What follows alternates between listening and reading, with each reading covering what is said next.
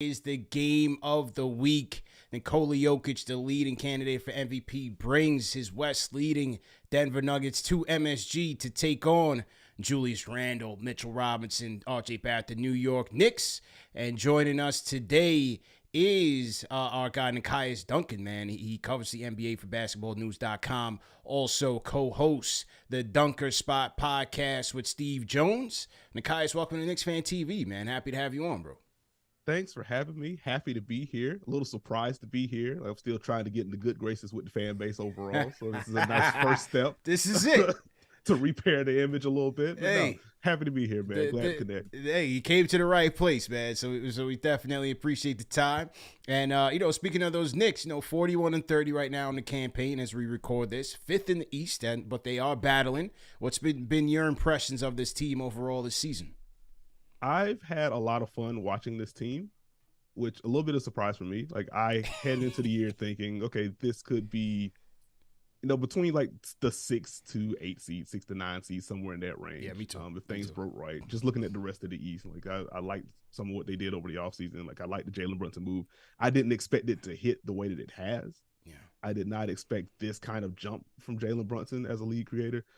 And get a little bit more granular, like, watching the second unit, like, that's something that's carried over for me since the second half of last year. Like, hey, these guys really run when some of the starters go to the bench. Yeah. And that feels like that is carried over into this season. Like, I've really enjoyed the growth of Emmanuel Quickly this year. Talked about that a little bit earlier this week. It's just been a fun group. The offense is so much better than I thought it was going to be this season. The defense, a little bit below the level that I thought it would be, but they found enough balance. And ultimately, they're doing a great job of limiting mistakes on both ends, and that's kind of how they've been able to rack up wins. So it's been a really impressive regular season for them so far.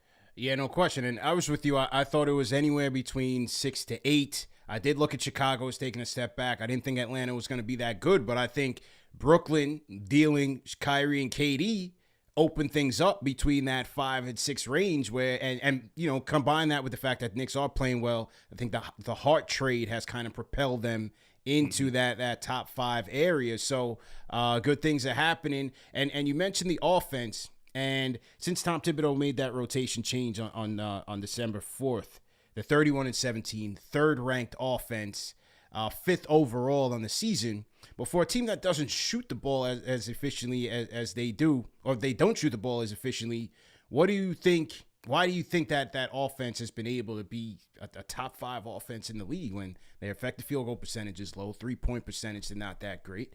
What do you think that is?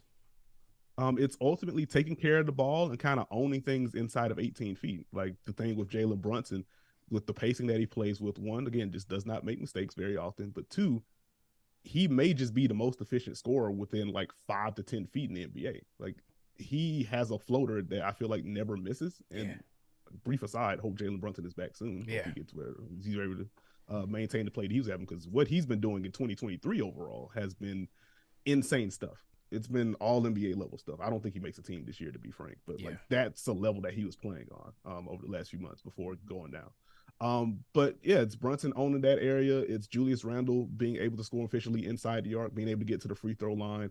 And it's also owning the offensive glass. And like, that's a big testament to what Mitchell Robinson has been able to do. I don't know if we're going to talk about the Snapchat thing or not on the show today, but being able to win the possession battle, I think, has been the big thing. If you're not going to win the math battle in terms of threes, like, at the very least, you have to be efficient inside the arc. You have to get the easy ones, get to the free throw line. Free throws are still the most efficient shot in basketball.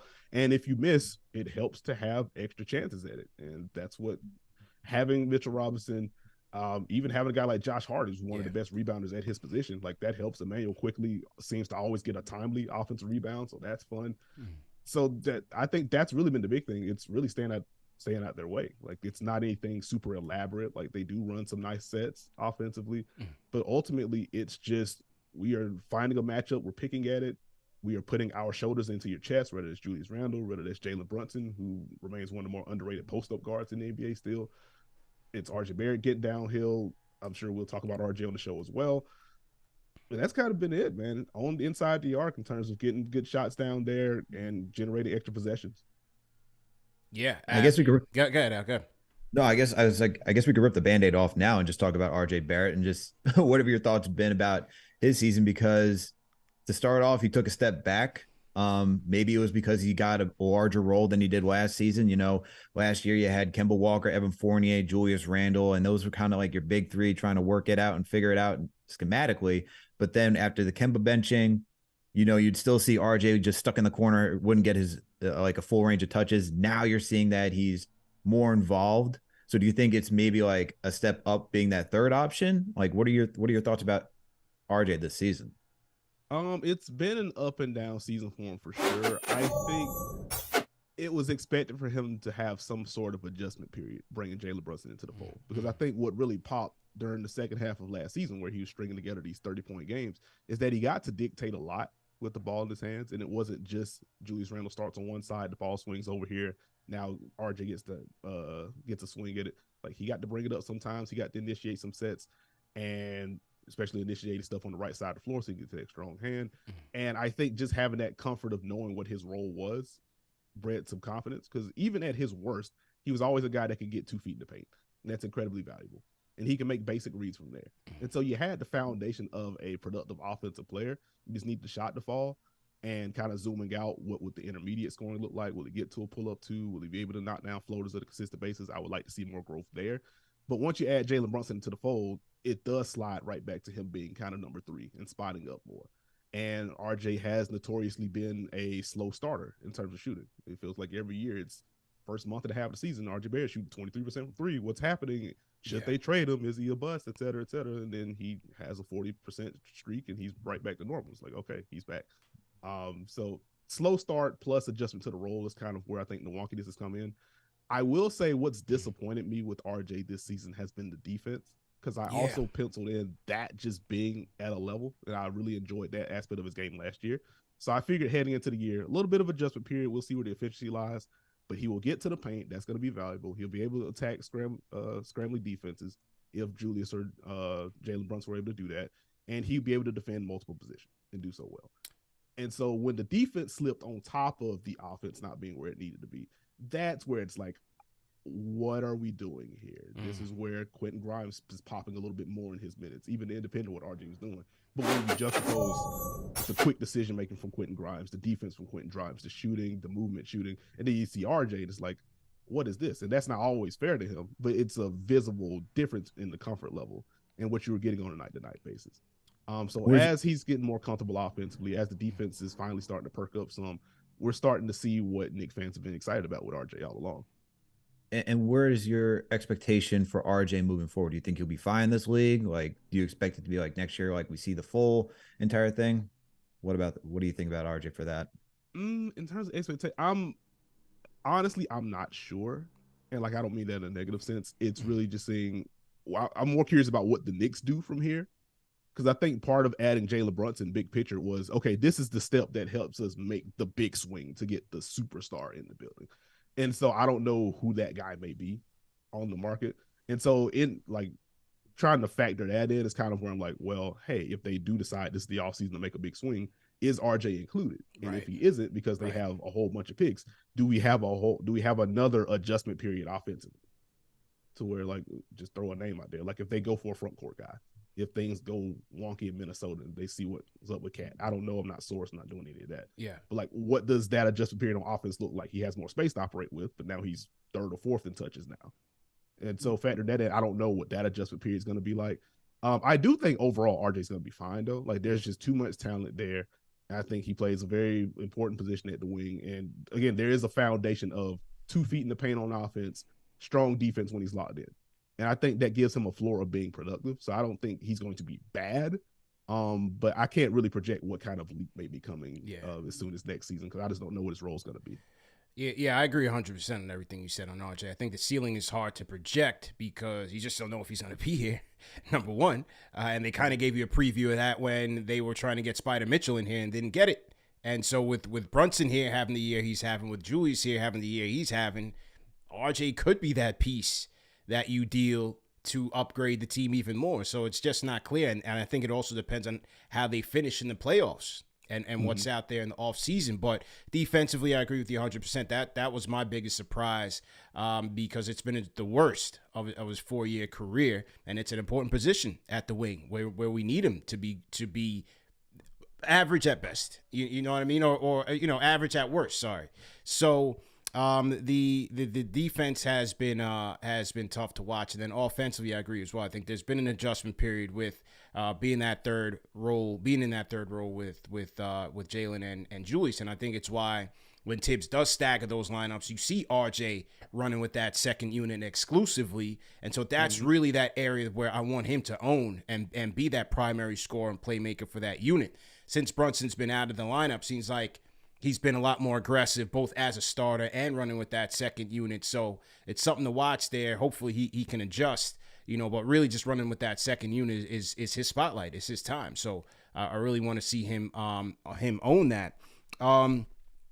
On the Quickly front, you had mentioned on the Low Post podcast that you felt like Quickly and not Brunson was the most improved Knick, and I agree with you there because I felt like in the playoffs we saw Brunson as that primary guy what he could do. So it was kind of like tailing into this season, but Quickly for me has made a significant jump in year 3, both offensively and defensively. What have you seen from Quick this year?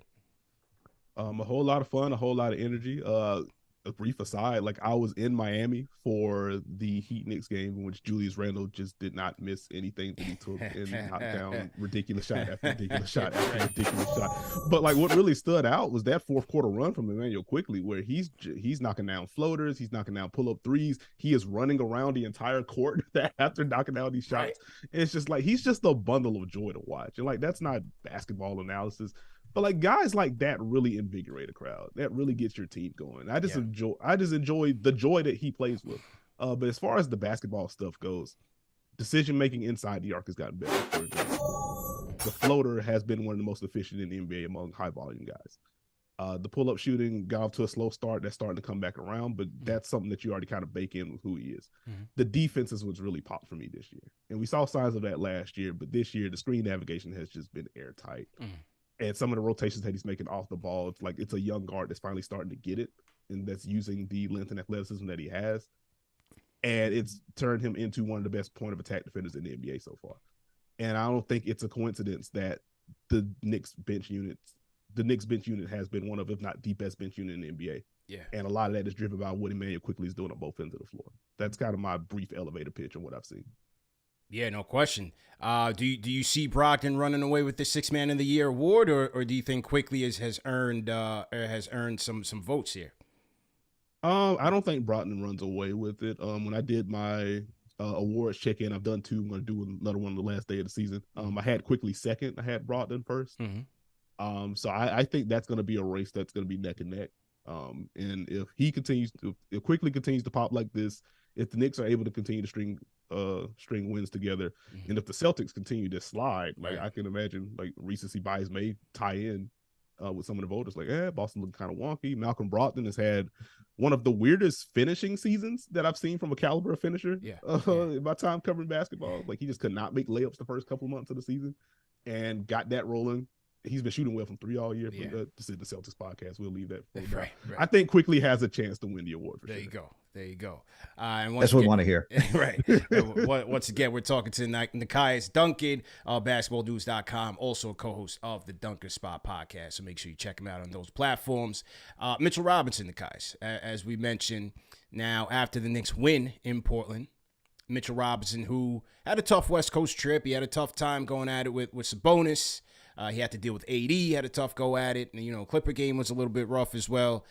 He went on Snapchat and voiced his frustration with not being involved in the offense. He likened it to running cardio at 48 minutes. And now this morning, as we record this podcast, Mitch is a friend of Knicks Fan TV. He went on Instagram, replied to the post that we did put the Snapchat post up there, and he replied saying that he voiced his frustration in the wrong way. He was contrite about it, said he's going through some personal things, but he has to do better, and he wants to find himself. In terms of his role with this offense and what you see from him, what do you think about that situation? Well, first, like, props to Mitchell Robinson for the season that he's had. Also, just taking that immediate accountability. And just a brief reminder, these dudes are human, man. Like, I just feel like fans at large see basketball player, millions of dollars. You should be happy no matter what. Yeah. because you could be working 9 hours at this grocery store or whatever the case may be. And like, I feel that, but you got to think about the mentality it takes to even get to the NBA, right, and to be in position to even earn those kinds of dollars, and the amount of self-belief that these guys have to get to this spot. And so, yeah, if I'm Mitchell Robinson and I feel like I have a 86-inch vertical leap and I can catch lobs and dunk on anybody, and I'm playing with these guards that get downhill all the time, yeah, I want to get some touches. Yeah. And once you factor in what he's doing without those touches, particularly the offensive rebounding, the growth that he's shown defensively, like, hey, as important as help defense and rotations is within Tibbs' scheme defensively, he has to clean up a lot in terms of shot contests, shot blocks, and just cleaning the glass in general. And like, he's taken steps in all of those areas. I understand his plight in wanting more touches. And I do think there are some pockets in which he can get more touches. It feels like if it's like a Brunson Randall pick and roll, or whoever's running pick and roll Randall, like Mitchell Robinson is normally in the dunker spot. And so depending on how the defense reacts to that, like, there are some dump offs or some lob opportunities. Some of those are missed. I would also say there is room for Mitchell Robinson to make himself more an open player. Like, I think the screening has been a problem for him for most of his career. Right. And it has gotten better this year. I still would not deem him as a good screener. And so, like, more contact can open up bigger windows that make those passing windows a little bit more obvious for his guards or whoever's handling. And so that may feed him more lob opportunities. Even after screening, I was watching the Portland game a little bit earlier for hopping on here, just kind of refreshed. I didn't catch that one live. I'm looking at some of the screens being set. He seals. Portland sinks in to like tag the roll. So he's doing his job and open things up. Roll and then seal. It felt like a lot of screen rolled and kind of peter out to the dunker spot area. And it's like, yeah, you can be found if you're playing with an elite passer. The Knicks don't have one of those on the roster. So you got to make it more obvious. Like, if you get a smaller guy sinking in to tag the roll, put him on your hip. Force them to make that pass. And you can get a couple of easy duck-ins just like that. Like, they don't have to call plays for you. So, like, that's an area where, even without having game plan touches, he can kind of force the issue in that regard. So I understand where he's coming from. I would say, like, fans kind of chill out. Like, players are allowed to express frustration within their roles. I remember when I saw the Snapchat post posted on Twitter, and I was reading the comments, and it's a whole lot of, oh, he's going to kill the vibe, stop being selfish, And it's like, no, he's young, he's good, he's made growth, he wants to touch the ball. Like, that's very human. Like, it's fine. The Knicks can find him. He can also do a better job of getting himself open. Like, I think all of those things can be true. True story. Al, what's your thoughts? Yeah, I agree with everything that Nekias just said. And I think the other thing too with like Robinson, right, is that I just would have liked him to do it in-house, like talk to somebody about it, then post on social media, just because it draws that negative attention as well. And I think that's just a learning experience, right? And, you know, I also feel for some of these players, because after the game, who do you get to go talk to like say in confidence, like, hey, you know, I'd like to get some more touches. And does that throw off the vibe of like what's going on the team? So I can only imagine that there's a limited circle that Mitch can actually talk to express his feelings. But at the same time, as Nekias pointed out, like, you could do a better job screening. You could attack the basket a little bit harder. I think something that I missed the Knicks were doing a little bit earlier in the season before his injury was that they were actually giving him touches in the post to get some like post work. You know, like they were saying, yo, let's see if you can use like your footwork, finish around the rim. And I can only imagine as a player the amount of work that he put in during the offseason. I'm not asking for Mitch to take threes or anything like that, but we know that he's working on his post game, even though that's not always shared on Instagram or whatever social media platform. But I also think that as a player, that if you're putting this much work, the best time you're going to get those opportunities is game action. Like, you can only do so much in practice. So I think it's also on the Knicks, like Tom Thibodeau himself, like, you know, we were doing that at the beginning of this season. Let's do that again, so that way we can get Mitch some opportunities and let him improve as that type of big. And no one's saying he has to get 10 touches a game in that situation, but at least give him some opportunities to develop that part of his game, you know, outside of just being a rim runner. I think that's also what he's looking for as well.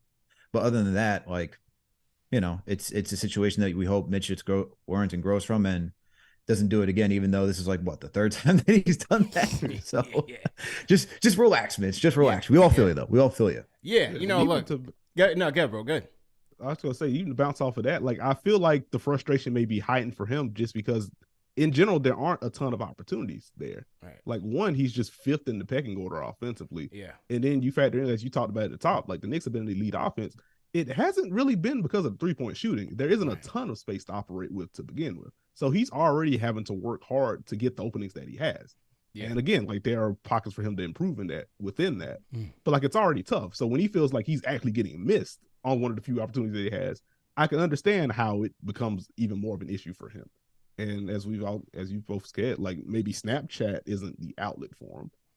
Or at the very least, like have a private Snapchat so you can kind of vent, and then like some of the fans that you've already had interactions with, like they already kind of know, all right, let's keep this in house, like we feel you though type beat, because like there are so many people that just see stuff just so they can get the retweets or get the NBA Central quote tweet or whatever the case may be. So like he just has to be wary of that kind of stuff. That's just social media at large, and that's a whole nother podcast we can do about how messy all of that's gotten.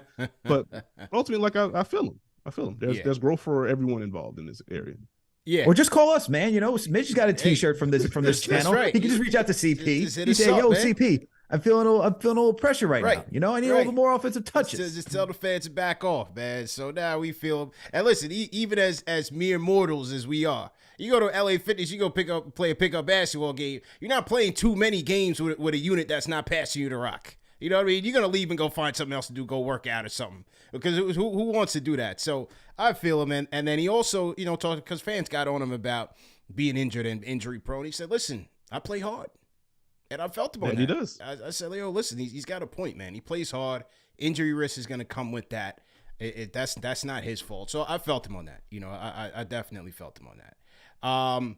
But let's switch gears out to the Denver Nuggets, the opponent that's coming into MSG, man. Yeah. So, Nikias, you know, we got this game coming up. We have to know what has made the Nuggets so successful this season. So what are your thoughts on them? They are a very, very good basketball team. This recent slide from them notwithstanding, top of the West by a pretty solid margin for a reason.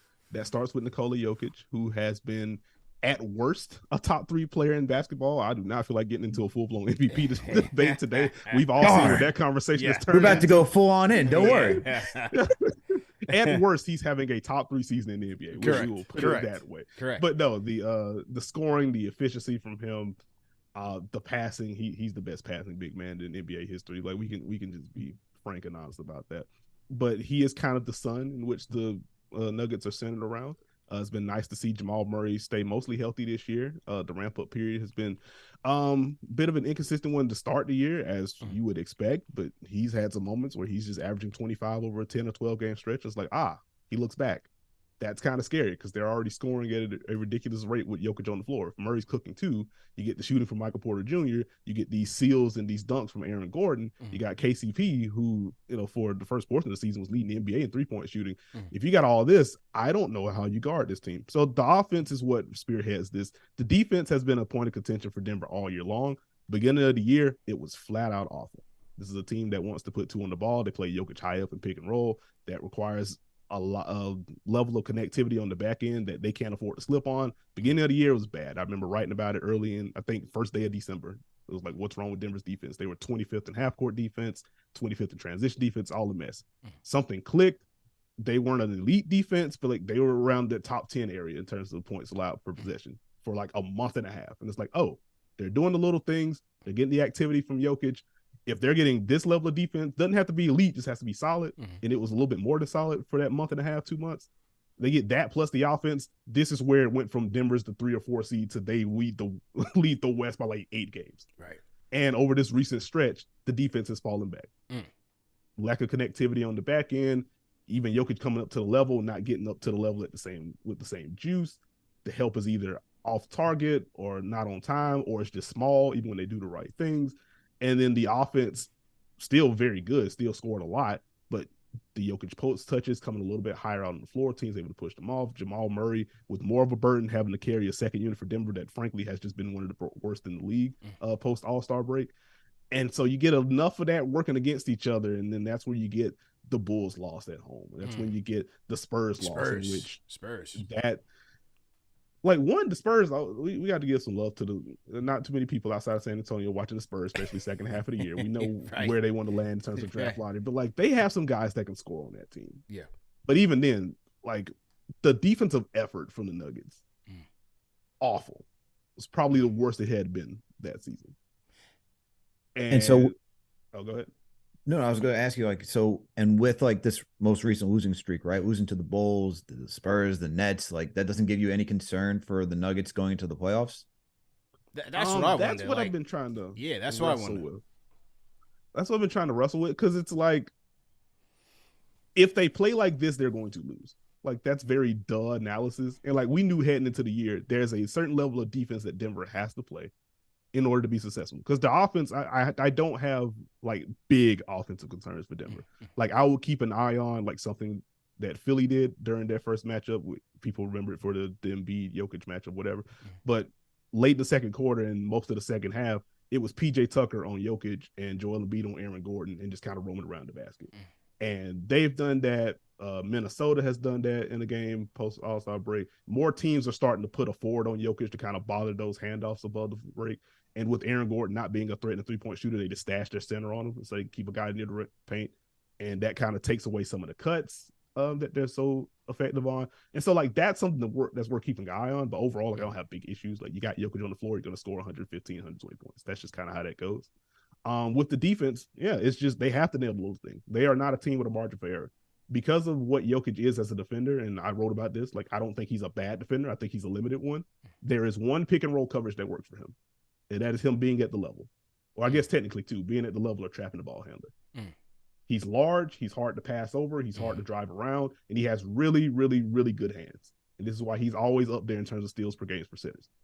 Those are the coverages that he works. If you switch Jokic, you have a problem on your hands. If you have Jokic in a drop, you have a problem on the hands. And so Denver, they don't have the defensive versatility scheme-wise that you would normally attribute to a number one seed. That doesn't mean that they can't come out the West. I think they're very much talented enough to do so. But that means they have to nail the coverage that they're good at. And so, like, even during the streak, it was less that they were playing more drop than usual, and those possessions were predictably bad. But, like, you watch enough Denver, you know that. If Jokic is in a drop, and he's had growth within the drop over the last 2 years, but he's just bad at it. Like, trying to get the angles right. Like, there isn't a vertical pop, so if you're able to get behind them, lobs are going to be there. We saw that in the Pistons game last night, and they ended that game, I think, on like a 26-4 run or something like that. It was looking bad early on. But, like, if they're in drop or they're doing something more conservative, we know it's bad. And so, for me, what was concerning is that they were naturally bad in the drop. They were also bad at, like, their base coverage and the one that they're supposed to be good at. And when they're bad at that, when the rotations aren't tight there, when Jokic is a step late getting up to the level, when that's happening, they have no chance at stopping teams. And if they can't nail their base coverage, then yeah, that's where, hey, what happens if they get the Lakers in the 8th seed or whatever? Right. That's when that talk perks up, and that's when it becomes real if they aren't able to nail that. If they're able to nail that, and you kind of bank in, all right, if they're in a drop, you're going to have pull-up opportunities or whatever the case may be. You just kind of eat that. That's just the roster construction that Denver has. So I just keep an eye on that, and I'm wondering how much of that is just, this is just a lull. It's a long season. Like, teams have that. And something that Steve hit on not too long ago, he's like, I feel like a lot of the angst about Denver having this stretch is that normally Denver just has this in like January. And because they had this extended stretch of excellence, now they're having the losing streak in March where they've already built this lead. So it doesn't hurt them, but you ramp in the MVP conversation on top of this. And now we get in the compilations of Jokic bad defense in a random March game on top of Embiid's drop 40 again. And all this good stuff, and now it all just feels worse. And so I'm trying like not to get there where it's like, oh, this is a red flag, whatever. I knew if Denver wasn't going to defend at a high level, or if they weren't going to be good in their base coverage, it's going to be bad. Like, we should all expect that. Yeah, absolutely. I mean, that's been Denver, right? They've always had an elite offense, especially when Jokic has been on point. But it's defense. Can they play a championship caliber defense? And I think this is their deepest roster. They added a KCP, a Bruce Brown. You like Aaron Gordon defensively. You know, Jeff Green has been a vet, but it just doesn't. You're just not sure, because if you play a Suns or even the Lakers, that with the Lakers upgrades, who might be able to get you in the mid-range and have some capable scoring, I think it could be a tough one for that number one seed Denver Nuggets, man. No question about it. And once again, we're talking to Nekias Duncan, who covers the NBA for BasketballNews.com, as well as the Dunker Spot podcast. And, look, in this matchup with Jokic coming to town, this is a tough one for Mitchell Robinson, man. It always has been. How do you think the Knicks need to approach this Jokic matchup, man? This is always a tough one for them, especially when they come to the Garden. Knicks rarely have success against Jokic when he's healthy against Denver. How do you see them approaching this defensively? Oh boy, a whole lot of praying. No, in all seriousness. All right, we saw you. We saw you right here, Nikai. We got you. No, I will say, like, provided the front court is healthy in there, like, I do wonder if we see that gambit that we're talking about, to where you put Randall on Jokic, and then you have Mitchell Robinson kind of roam around. Like, I think that's something they would be more inclined to at least try if Jalen Brunson was also there. But because they are relying more on Julius Randle offensively, I don't think we see that. Yeah, and so it's going to be Mitchell Robinson. You got to pull the shorts up, got to tie the shoes a little extra tight, got to eat your Wheaties, got to get your playlist right as you're heading to the arena. It's going to be a tough one. Send help where you can. Tibbs team, they like to overload the side, so I would imagine a lot of early help and then seeing you force some turnovers there. But other than that, like, I don't know how many like pure doubles we see from New York in this game. I think it's just going to be a lot of help peeled in early, force Jokic to make skips and pray that they miss. I that would be how I would approach it from them. Like, again, like the Randall on Jokic, have Mitchell Robinson game, it would be cool if Randall wasn't relied upon so much offensively. So outside of that, it's just going to be showing early help and doing the best you can within that.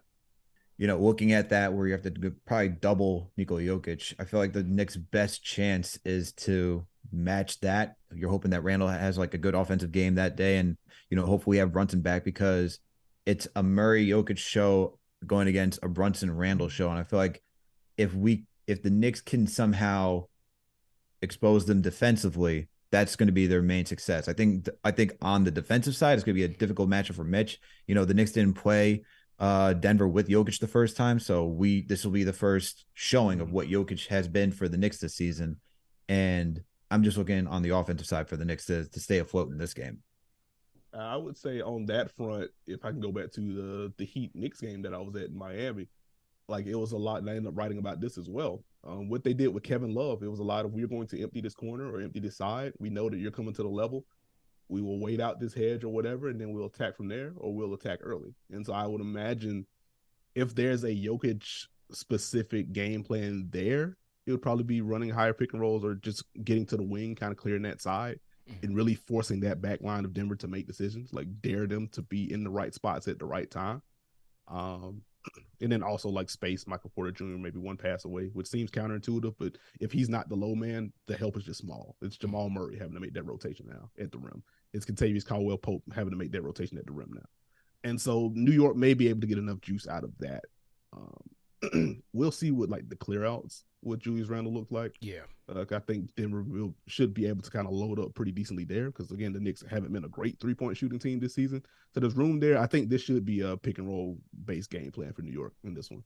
Yeah, and it'll either be Jalen Brunson or it might be Emmanuel Quickly, who's done a good job out of that as well. So we'll see how that plays out. Now, the benches, I got to give the Knicks the edge. As you said, man, this is, from a net rating standpoint, this is the best bench right now in the NBA. The Hart acquisition has been incredible, from his rebounding prowess being a one-man fast break. Quickly, we talked about his growth and development. I think Isaiah Hartenstein is playing as the player that the Knicks thought they were going to get as a backup five. He's been aggressive. He's given them a lot of hustle. His rebounding has been better, especially on the defensive side. That wasn't his strength with the Clippers at all. I think Hartenstein is picking his game up, and then you're seeing Toppin add some efficiency to his limited minutes behind Julius Randle as well, man. How do you see the battle of the benches playing out? Yeah, this will be short. The Knicks just have so much of a better. I've had, honestly, as we talked a little bit about Denver and their struggles, like the defense overall, I think is the big thing. I have more of an issue with Denver's second unit than I do with the defense. I think a lot of that is going to be effort and execution based. They just don't have reliable bench pieces. And like Reggie Jackson was supposed to be a guy to kind of calm things down the second unit more so than a Bones Highland, who may have more talent right now. Even now, he's getting DMPs in LA right now. Yeah. But had more talent, but kind of went rogue offensively, and that was some stuff between him and Coach Michael Malone, excuse me. But Reggie, the acquisition just has not hit. He hasn't been able to knock down shots, and that takes a lot of the wind out of what Reggie to the second unit could be. They made the trade for Thomas Bryant, and that was one I was skeptical of from the start, where it was like, hey, I understand what he could bring in terms of the spacing and some of the pick and roll finishing. The defense is just really bad. And if you already have issues about, okay, how limited is Jokic scheme wise, like Thomas Bryant doesn't help. And it got to the point where he was just flat out benched. He's played the last couple of games, but anytime you see Jeff Green at the 5 and Thomas Bryant has 0 minutes in his game log, it's like, it has gone the other way. That is not what you want. Yeah. So I think the Knicks have a big edge with the second unit, and I think as Alex talked about a little bit, or you and Alex talked about a little bit earlier, with RJ kind of filtering in with those second units as well. It's going to be RJ plus that Knicks bench versus Jamal Murray and that Nuggets bench, and I won't rule out Jamal Murray just being on the heater because he can just do that. But heading into the game, like, you should expect big pluses from the Knicks bench in this one. I mean, according to Reggie Miller, we have, Nikola Jokic of the East with Isaiah Hartenstein. So we should be all set right there, right? Oh man, as a Hartenstein stan that Steve made fun of me about, I was very excited about the Knicks signing. So was I, man. Me too. I was like, oh, this is great. I'm feeling so much better about this. And then for the first month and a half of the year, they just did not use him as a hub at all. It was just screen and get out the way. And then the rebounding was there. I was like, well, gotta hand it to Steve. This is cool. So I would not call him Jokic, but I do think he is very useful as a passing hub. The rebounding, the defense in general has really perked up in a way. Picked it up. That they needed for it to perk up, especially on the tips. Yeah. So I think that's the other part too. Like, yeah, the passing stuff is cool, whatever. If we can't trust you to be on the floor and get stops, we will just go elsewhere. And this is why we saw some Jericho Sims earlier in the year. Like, we will just have a vertical presence at the rim if you're not going to do that. That other stuff is cool. We don't need you for this offense. But it's been nice to watch him perk up as well. And again, the Knicks second unit is just so fun and it's so good.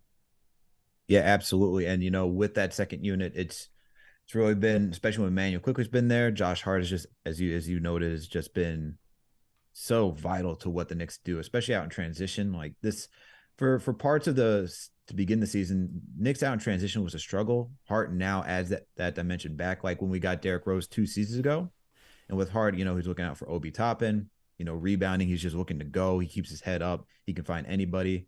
But then you just add him to a Tom Thibodeau defensive-oriented team, and that it's just taken another level defensively in my eyes. Like the defense has also stepped up, even when we had McBride out there after the 9-man rotation change. But now that you get some more offense, which has been a struggle for McBride, although he played well against the Lakers and the Trailblazers, you add that for that second unit, and it's back to being one of the better second units in the NBA, even though when you look statistically across like all the stats, it's not there on the season as a whole, but as a reason, they're pretty strong. But Nikias, before we get you out of here, we got to get your score prediction of this game. A score prediction of the game. I am going to I'll try my best. 123, 118 Denver. 123, 118 Denver. 123 to 118. That is tough. It's tough to hear. It is tough. I'm trying to, I was going to play to the crowd. It's like, let me be honest. How I'm feeling. I do think we get a good Jokic offensive game in this one. My apologies to everyone that's listening. Like, hey, this guy knows what he's talking about. Never mind, he sucks. He hates us. And I thought you were coming on here to make peace with Knicks fans. CP, what do you got for this game? Oh man, you want me to be realistic? If I get realistic, they're gonna throw tomatoes at me in the chat when they're watching this. Oh my goodness gracious! What are we doing? I feel a little bit better now. Man, I'm putting a lot of pressure on myself because they're gonna air me out on Twitter. It depends on if Brunson comes back. We'll see what happens. But if no Brunson, matinee game, you got Jokic coming in town, and Denver's desperate right now. They've lost 3 in a row. They've gotten embarrassed. They're gonna come with some pride. You got the yoke. I think it's gonna be tough, man. I say 120 to 118. I think they edge the Knicks out. Sorry, fans. It's the first show we done where I picked against a team. I'm just being realistic, bro. I'm just being a little. It's a tough matchup. We barely beat this team. We just beat them on the road. When we started West Coast trip with no Jokic, and that they had to sweat it out. It's tough, man. It's gonna be tough, man. I expected better from you, CP. I really did. Save it, Alex. Save it. Go ahead. Save the show. I am going. It's going to be a battle. Do not get me wrong. Yeah. It's going to be a battle. I'm going Knicks in this one. It will be the Denver offense. I got to account for. Yeah. I'm going to go 125, 122 Knicks. Okay. 125, 122. Okay. There it is, man. So let's see how that plays out. But Nekias, man, we definitely appreciate the time and the insight. Always a pleasure, man. And hopefully we could do this again, man. Thanks again. Yeah. If I'm allowed back, I'm down to come back on. You know, I know I threw some cold water on the show at the end there, but no, it's been a blast. I appreciate y'all. Keep doing what you're doing, and again, let's make it rock. Let's do it, man.